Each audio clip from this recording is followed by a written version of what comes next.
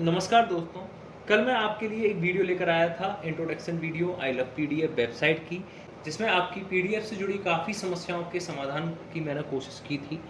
उसी के आगे के प्रोसेस में आज मैं आपके लिए इसके 2 थंबनेल्स से रिलेटेड वीडियो लेकर आया हूं, जिसमें मर्ज पीडीएफ और स्प्लिट पीडीएफ है।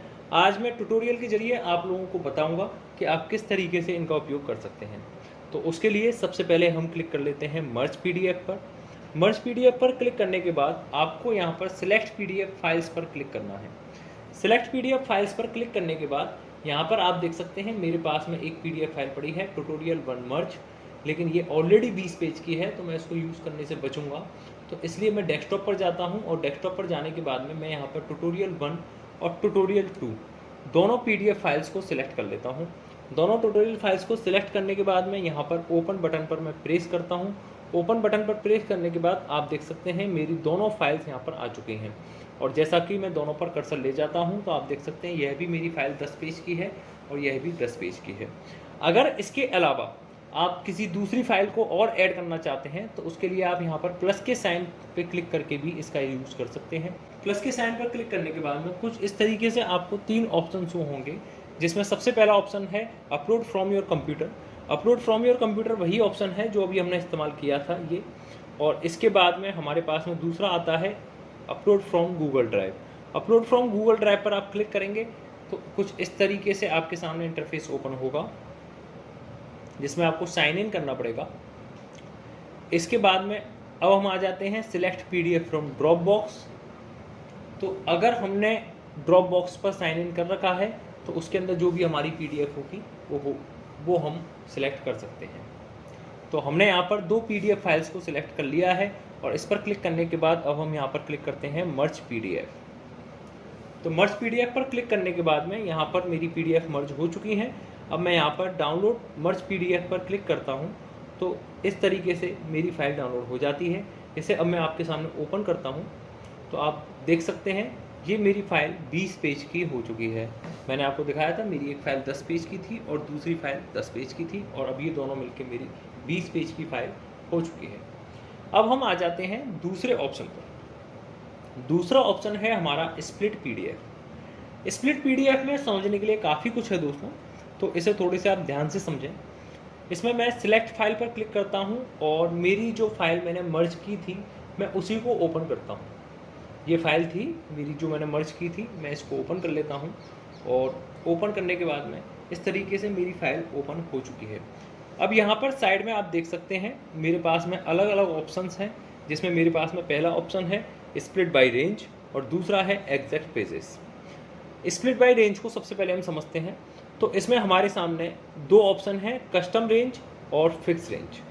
कस्टम रेंज के अंदर मैं आपको बता दूं कि आप अलग अलग रेंज की अलग अलग पीडीएफ फाइल बना सकते हैं। जैसा कि आप देख सकते हैं मेरे पास इसमें 20 पेज की एक पीडीएफ फाइल है, और 20 पेज की पीडीएफ फाइल में अगर मैं चाहता हूं कि मेरी 5-5 पेज की 4 पीडीएफ फाइल बन जाएं तो इसमें मुझे 4 रेंज लगानी पड़ेंगी। सबसे पहले मेरी रेंज 1 है, जिसमें फ्रॉम पेज 1 टू मुझे यहाँ पर 5 डालना होगा, और फिर मुझे ऐड रेंज बटन पर क्लिक करना होगा। ऐड रेंज बटन पर क्लिक करने के बाद यहाँ पर 6 से मेरी दूसरी फाइल स्टार्ट होगी 10 तक। इसके बाद तीसरी पीडीएफ के लिए मुझे 11 से 15, और चौथी पीडीएफ फाइल के लिए मुझे 16 से 20। तो आप यहाँ पर देख सकते हैं मेरे पास 4 रेंज हैं। 4 रेंज में मेरी 4 पीडीएफ फाइल बनकर तैयार होंगी, और मैं इनको स्प्लिट पीडीएफ पर क्लिक करके तैयार कर लेता हूँ। यहाँ पर मैं डाउनलोड स्प्लिट फाइल पर क्लिक करूँगा, और यहाँ पर जब मेरी ये फाइल डाउनलोड हो चुकी है अब मैं इसे शो इन फोल्डर करता हूँ। शो इन फोल्डर इस पर क्लिक करने के बाद यहाँ पर मुझे एग्जैक्ट फाइल्स करनी होंगी। कुछ इस तरीके की जिप फाइल आपकी भी डाउनलोड होगी। अगर आपके में जिप फाइल खोलने का ऑप्शन नहीं है तो उसके लिए मैं अभी आगे एक और वीडियो लेकर आ रहा हूँ, जिसमें आपको मैं बताऊँगा कि जिप फाइल को किस तरीके से ओपन कर सकते हैं।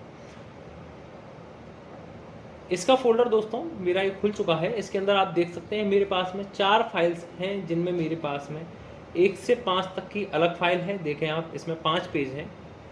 इसके बाद में मेरी 6 से 10 तक की अलग पीडीएफ फाइल है, 11 से 15 की अलग है, 16 से 20 की अलग है। अगर इसमें ज़रूरी नहीं है कि आप किसी एक पर्टिकुलर फाइल के सभी पेजेस को कवर करें।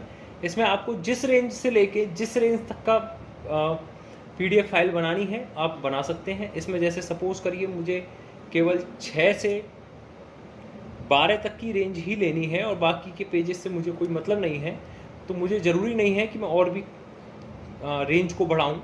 मैं यहाँ से 6 से 12 तक की एक अलग स्प्लिट पीडीएफ फाइल तैयार कर सकता हूँ। इसके बाद हम आ जाते हैं फिक्स रेंज पर।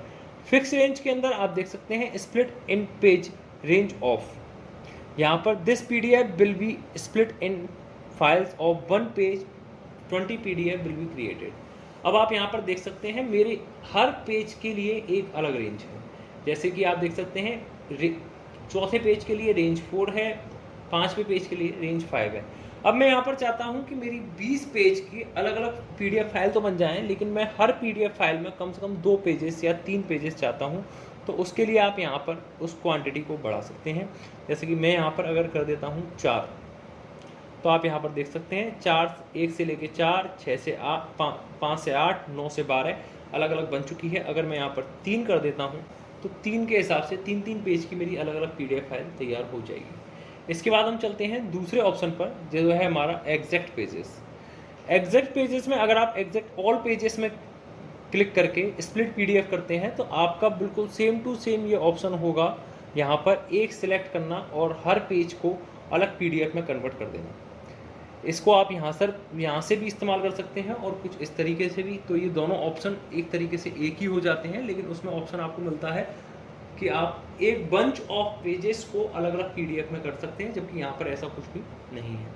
इसके बाद एग्जैक्ट पेजेस के बाद में सिलेक्टेड पेजेस का ऑप्शन आ जाता है।